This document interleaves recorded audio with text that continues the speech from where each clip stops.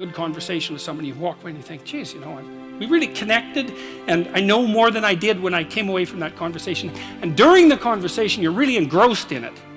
And that feeling of being engrossed is a feeling of meaning, and the feeling of meaning is engendered because you're having a transformative conversation. So your brain produces that feeling of meaning for you. It says, oh yeah, this is exactly where you should be, right here and now. It's the right place and time for you.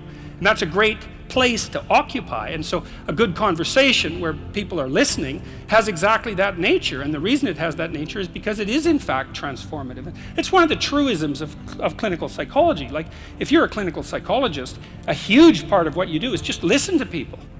It's like, you know, they come in, they're unhappy and they'd rather not be, something like that.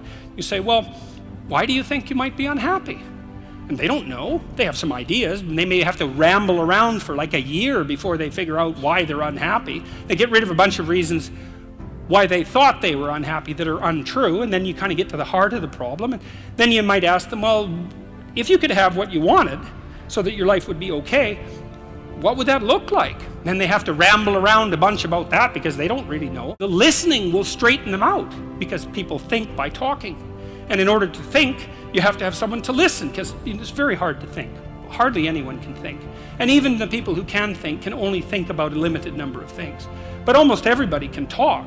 And you can listen to yourself talk, and if someone listens to you, then you also have a foil for your thoughts, right? Because you can watch the person when you're talking and see if you're boring or see if you're amusing or if you're engrossing, all of those things. So like if you're arguing with your wife, let's say, or your husband, big party is going to want to win. That's stupid because you don't want that. You want to defeat your wife in an argument. Like if she was going to disappear tomorrow, no problem.